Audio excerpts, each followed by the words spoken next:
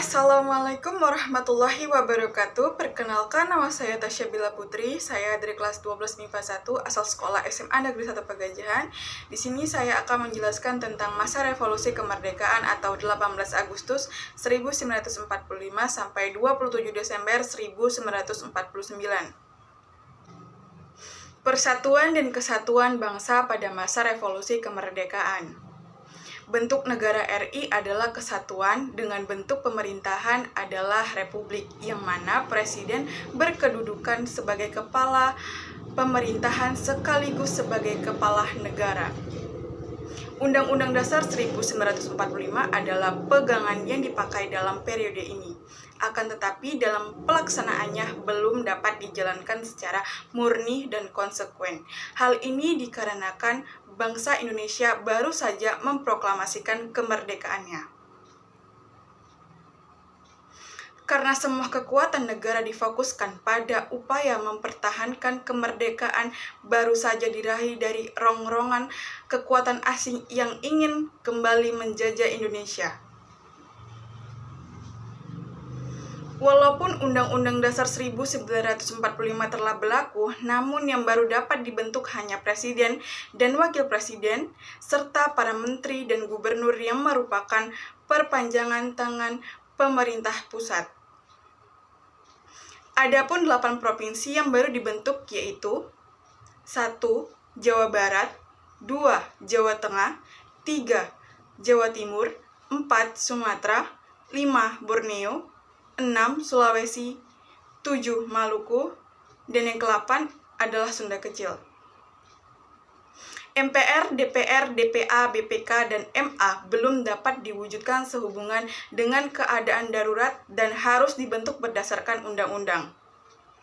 Sehingga kekuasaannya dijalankan oleh presiden dengan bantuan sebuah komite nasional. Dengan kata lain, kekuasaan presiden meliputi kekuasaan pemerintahan negara atau eksekutif, menjalankan kekuasaan MPR dan DPR atau legislatif, serta menjalankan tugas DPA.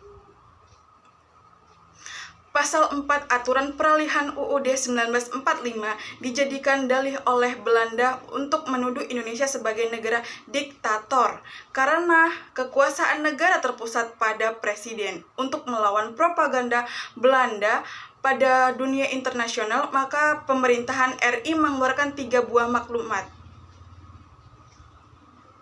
A. Maklumat Wakil Presiden nomor X tanggal 16 Oktober 1945 yang menghentikan kekuasaan luar biasa dari presiden sebelum masa waktunya berakhir atau seharusnya berlaku selama 6 bulan.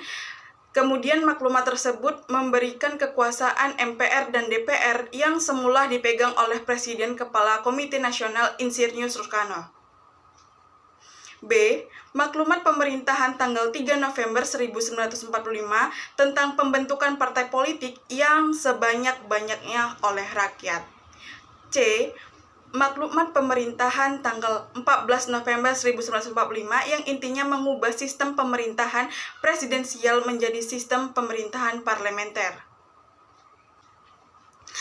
Sistem pemerintahan parlementer tidak berjalan lama. Sistem tersebut berlaku mulai tanggal 14 November 1945 dan berakhir pada tanggal 27 Desember 1949.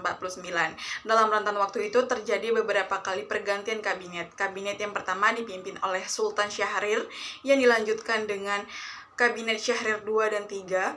Sewaktu bubarnya Kabinet Syahrir III sebagai akibat meruncingnya pertikaian antara Indonesia Belanda, pemerintah membentuk Kabinet Presidensial kembali 27 Juni 1947 sampai 3 Juli 1947.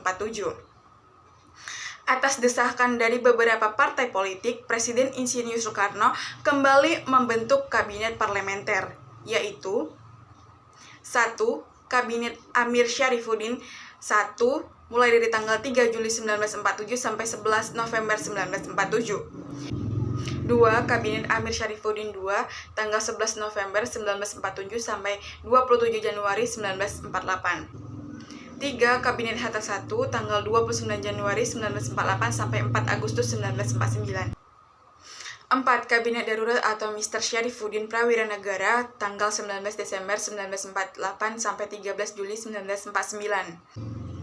5. Kabinet Hatta II 4 Agustus 1949 sampai 20 Desember 1949. Kondisi pemerintahan tidak stabil karena kabinet yang dibentuk tidak bertahan lama, serta rongrongan kolonial Belanda yang ingin kembali menjajah Indonesia. Munculnya pemberontakan menambah catatan kelam sejarah bangsa ini dan rakyat miskin menderita. Gerakan-gerakan pemberontakan muncul seiring dengan kesepakatan konferensi meja bundar yang mengubah bentuk negara kita menjadi negara serikat pada tanggal 27 Desember 1949, sehingga gerakan-gerakan separatis muncul dengan tujuan mendirikan negara baru yang ingin memisahkan diri dari NKRI. Gerakan-gerakan tersebut diantaranya adalah 1. Pemberontakan Partai Komunis Indonesia atau PKI Madiun 1948. 2. Gerakan Darul Islam atau Tentara Islam Indonesia atau DITII di daerah Jawa Barat. Sekian dari video saya. Apabila ada kata-kata saya yang salah, saya mohon maaf. Saya sudahi. Wabillahi taufiq wal hidayah. Wassalamualaikum warahmatullahi wabarakatuh. Semoga bermanfaat.